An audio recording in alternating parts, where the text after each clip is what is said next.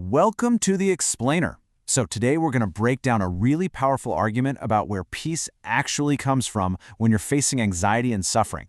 It's an idea that really challenges how we think about trust, faith, and where we find our strength when it feels like everything is falling apart. All right, to get right to the heart of this, let's start with the story. A man came to the speaker, and he was just completely overwhelmed. And it was because of his daughter. She's just 3.5 years old, and for 2 of those years, she's been battling cancer. I mean, this is a father who has done absolutely everything you can just imagine. He's followed every medical path, he's tried every possible solution, and he's hit a wall. He's at a dead end. And he's just looking for some kind of peace that, the material world just can't give him. So in moments like this, right, these moments of just profound crisis, what's the advice we always hear? It's almost always some version of just trust God. In Turkish, there's this really powerful word for it, tevekkül. But here's the thing. Why does that advice so often feel, hollow, ineffective? The speaker points out that for so many people, those words don't bring any real comfort at all. It feels less like a lifeline and more like an empty command that just doesn't connect with the pain you're in. So what's going on here?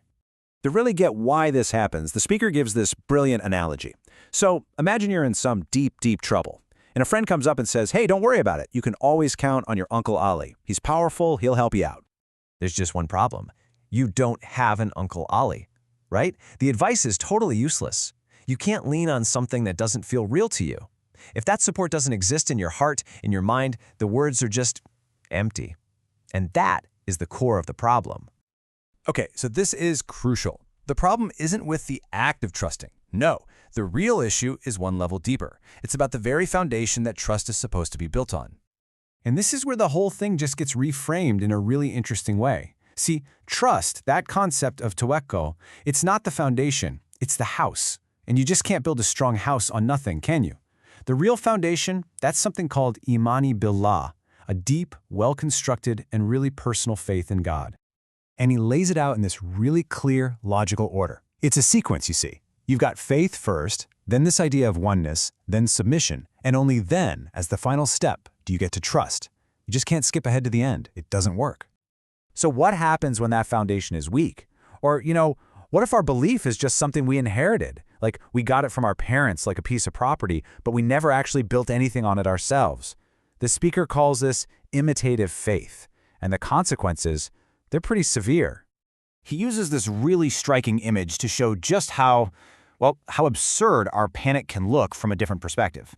It's like imagining a son who's been fed and cared for by a loving father his entire life, suddenly running out into the street and screaming, "Help! My father might let me starve tomorrow." I mean, that's how deep the insult of our distrust can be when we totally forget the source that sustained us all along. And this isn't just some theory, right? He tells this tragic story that just perfectly illustrates this whole idea. A life that looks full of material wealth from the outside, but is built on this spiritual emptiness. It's about a woman whose husband buys her a brand new car, but it's the wrong model. And because of that, she takes her own life. It's just a powerful, tragic reminder that no amount of stuff can fill that void. It can't. Okay, so this leads to a really fascinating shift in perspective about what we're even doing here, what the purpose of our lives is.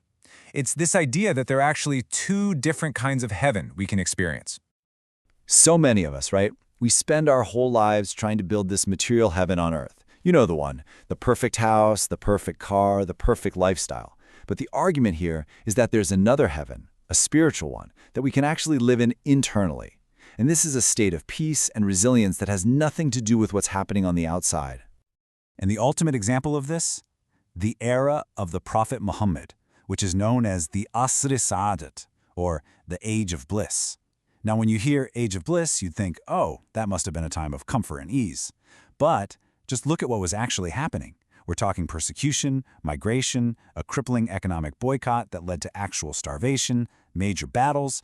It was filled with just unimaginable hardship, and yet it's called the Age of Bliss. That's the ultimate proof that true happiness isn't about material comfort, it's about spiritual certainty. So all of this is building to the central point of the whole argument. And it's a game changer. Here it is. Real trust isn't something you do. It's not an action you force yourself to take. It is an automatic outcome. You know how we talk about trust? We often say, oh, that person has such great trust, as if it's this special, optional extra, a luxury item for a select few.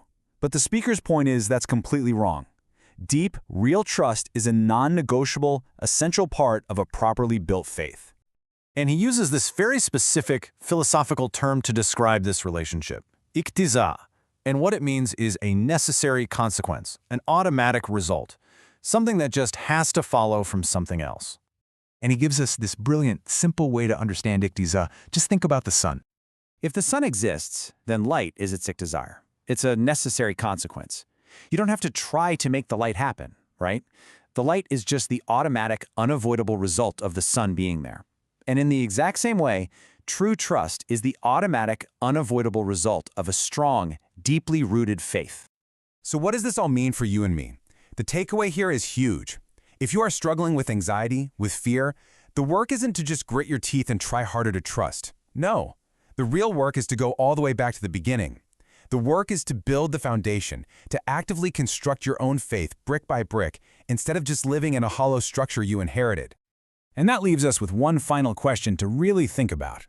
We all have those moments, right, when our world just gets shaken to its core. And in those moments, it's worth asking yourself, what is my life, my peace, my sense of security, what is it truly standing on? Is it built on sand, or is it built on solid rock?